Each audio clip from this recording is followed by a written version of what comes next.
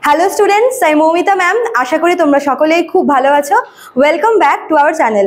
আজকে আমি তোমাদের 5th সেমিস্টার মেজর পলিটিক্যাল সায়েন্সের পেপার 9 থেকে টাইপস অফ ওয়ার বা যুদ্ধের যে প্রকারভেদগুলো রয়েছে তার উপরে ক্লাস নেব। চলো দেরি না করে শুরু করে দিই আজকের ক্লাসটা। দেখো কি বলেছে, যুদ্ধ। তোমাদের যুদ্ধের ডেফিনেশনটা আমি আগের ক্লাসে পড়িয়েছিলাম, আজকে একটু ছোট করে বলে দিচ্ছি যুদ্ধ জিনিসটা কি।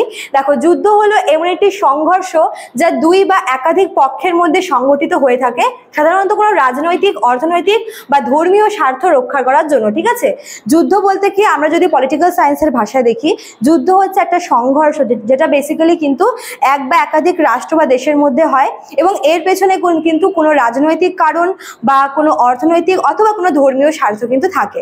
ঠিক আছে, যুদ্ধকে বিভিন্ন দৃষ্টিকোণ থেকে ভাগ করা হয় এবং কতগুলো প্রকারভেদ নিচে দেখো দেওয়া হলো, পরপর আমরা পড়বো। ঠিক আছে, ফার্স্টে হচ্ছে যেটা প্রথাগত যুদ্ধ, যেটাকে বলা হচ্ছে কনভেনশনাল ওয়ার।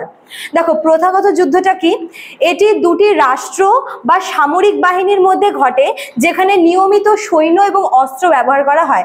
মনে করো ইন্ডিয়া আর পাকিস্তান, দুই কান্ট্রির মধ্যে মনে করো যে অস্ত্র মাধ্যমে হচ্ছে যুদ্ধ হচ্ছে, এবং সেক্ষেত্রে তো ওটা রেগুলার বেসিসে হচ্ছে। মানে এক্ষেত্রে কি হচ্ছে, এক্ষেত্রে সৈন্য রয়েছে নিয়মিত, মনে করো যে পাকিস্তানের মিলিটারি এবং আমাদের ইন্ডিয়ান আর্মি, এরা মনে করো মানে দুই পক্ষই হচ্ছে সৈনিক নিয়োগ করেছে, এবং তার পাশাপাশি কিন্তু বিভিন্ন ওয়েপন্সও ইউজ করা হচ্ছে, অস্ত্রের ব্যবহার করা হচ্ছে। তো এইভাবে যখন দুটা রাষ্ট্র বা দুটা সামরিক দেশের মধ্যে যখন বা সামরিক বাহিনীর মধ্যে, মনে করো যে পাকিস্তানের সামরিক বাহিনী এবং ইন্ডিয়ার সামরিক বাহিনী, দুই বাহিনীর মধ্যে যখন নিয়মিত রেগুলার বেসিসে যুদ্ধ হচ্ছে, তখন তাকে আমরা বলবো হচ্ছে কনভেনশনাল ওয়ার, বা যেটাকে বাংলায় বলা হয় প্রথাগত যুদ্ধ। ঠিক আছে, নেক্সট অপ্রথাগত যুদ্ধ, যেটাকে বলা হচ্ছে আনকনভেনশনাল ওয়ার। এটা কেমন ধরনের? এটা হচ্ছে রণকৌশল ভিত্তিক। মানে কি, যেখানে গেরিলা কৌশল, মনস্তাত্ত্বিক চাপ এবং সন্ত্রাসী পন্থা ব্যবহার করা হয়। মানে দেখো, এক রকমের যুদ্ধে কি হয় যে এখানে হচ্ছে দুই দেশেরই মিলিটারিরা, মানে আর্মিরা হচ্ছে অংশগ্রহণ করে, সামরিক বাহিনী, মনে করো যে নৌবাহিনী বলো বা স্থলবাহিনী বলো বা জলবাহিনী বলো বা হচ্ছে বিমান বাহিনী বলো, এরা অংশগ্রহণ করে। কিন্তু অপ্রথাগতটা কি, এখানে বিভিন্ন রকমের ডিপ্লোম্যাটিক ওয়ে ব্যবহার করে, যেরকম মনে করো মনস্তাত্ত্বিক চাপ অথবা টেররিস্ট যে আর কি ওয়েটা বলো, এছাড়া বিভিন্ন রকমের গেরিলা কৌশল, এইসব কিছু, মানে একদম মুখোমুখি যুদ্ধ না হয়ে বিভিন্ন রকমের কূটনৈতিক বুদ্ধি বা কূটনৈতিক কৌশল প্রয়োগ করে যুদ্ধ করা হয়, সেটাকে বলা হয় অপ্রথাগত যুদ্ধ বা আনকনভেনশনাল ওয়ার। ঠিক আছে, নেক্সট সিভিল ওয়ার বা গৃহযুদ্ধ। এটা ভীষণ ইম্পর্টেন্ট, এটা প্রায় কিন্তু আমরা দেখতে পাই যখন একটা দেশের মধ্যেই, মানে এক্ষেত্রে দুটো দেশ বা দুটো রাষ্ট্র কিন্তু অংশগ্রহণ করছে না, এখানে একটি দেশের মধ্যেই দুই বা ততোধিক দলের মধ্যে সংঘর্ষ ঘটে। যেরকম আমেরিকায় কিন্তু গৃহযুদ্ধ হয়েছিল। মনে করো যে মানে একটা দেশের মধ্যেই দুটা বা তিনটা পার্টি রয়েছে, ঠিক আছে, এক দল দুই দল, মানে অনেকগুলো দল রয়েছে। এবার সেই দলের মধ্যে যখন সংঘর্ষ হচ্ছে, তখন তাকে আমরা বলবো যে গৃহযুদ্ধ। মানে একটা দেশের অভ্যন্তরেই সেই দেশের যে বাসিন্দারা রয়েছে, নাগরিকরা রয়েছে, সেই নাগরিকদের মধ্যে দলগত কারণে বলো বা অন্য রকমের বৈষম্যগত কারণে বলো যে যুদ্ধ হয়, সেটাকে বলা হয় গৃহযুদ্ধ বা সিভিল ওয়ার। দেন 4 নম্বর কি বলেছে, বিশ্বযুদ্ধ বা ওয়ার্ল্ড ওয়ার। এখানে কি হচ্ছে, এখানে একাধিক দেশ বা একাধিক মহাদেশ এরা কি করছে, এরা একে অপরের সঙ্গে জুড়ে যাচ্ছে এবং সংগঠিত হচ্ছে কি যুদ্ধ। যেরকম আমরা দেখেছি ফার্স্ট ওয়ার্ল্ড ওয়ার হয়েছে, সেকেন্ড ওয়ার্ল্ড ওয়ার হয়েছে, তাই না? তো এখানে দেখবে যে একটা বা দুটো দেশ না, যেখানে অনেকগুলো দেশ অথবা অনেকগুলো মহাদেশের মধ্যে একে অপরের সাথে যুদ্ধ হচ্ছে। মানে এখানে পুরো পৃথিবীব্যাপী দেশগুলো এবং মহাদেশগুলো কিন্তু এই যুদ্ধের মধ্যে লিপ্ত হচ্ছে, এবং এর ফলে কিন্তু ক্ষয়ক্ষতির সম্ভাবনাও প্রবল। যেরকম আমরা প্রথম বিশ্বযুদ্ধে দেখেছিলাম, তারপরে সেকেন্ড ওয়ার্ল্ড ওয়ারেও আমরা কিন্তু দেখেছিলাম যে প্রচুর ক্ষয়ক্ষতি কিন্তু হয়। এবং এখানে কোনো একটা বা দুটো দেশ না, এখানে অসংখ্য দেশ এবং অনেক মহাদেশ কিন্তু অংশগ্রহণ করে থাকে। ঠিক আছে, আচ্ছা, তারপরে দেখো কোল্ড ওয়ার বা ঠান্ডা লড়াই বা ঠান্ডা যুদ্ধ বলা হয়। এটি সরাসরি অস্ত্রের ব্যবহারে না গিয়ে রাজনৈতিক, অর্থনৈতিক এবং কূটনৈতিক প্রতিযোগিতার মাধ্যমে পরিচালিত হয়। যেরকম আমরা দেখেছিলাম যে কোল্ড ওয়ার হয়েছিল কাদের মধ্যে, ইউএস এর মধ্যে এবং সোভিয়েত রাশিয়ার মধ্যে কিন্তু এই ঠান্ডা যুদ্ধ হয়েছিল। সোভিয়েত ইউনিয়ন এবং আমেরিকা যুক্তরাষ্ট্র, এই দুই দেশের মধ্যে কিন্তু হয়েছিল কোল্ড ওয়ার, যেখানে অস্ত্রের ব্যবহার না করে সেখানে কিন্তু রাজনৈতিক প্রভাব খাটিয়ে, কূটনৈতিক বুদ্ধি প্রয়োগ করে, সামাজিক কারণে, সবকিছু বলতে পারো, রাজনৈতিক অর্থনৈতিক কূটনৈতিক এই সমস্ত কিছু প্রতিযোগিতার নামে বলতে পারো দুটো দেশ কিন্তু একে অপরের সাথে সংঘর্ষে লিপ্ত হয়েছিল, যেটা হচ্ছে কোল্ড ওয়ার, যেটা হয়েছিল কার মধ্যে? আমেরিকা যুক্তরাষ্ট্র এবং সোভিয়েত ইউনিয়নের মধ্যে।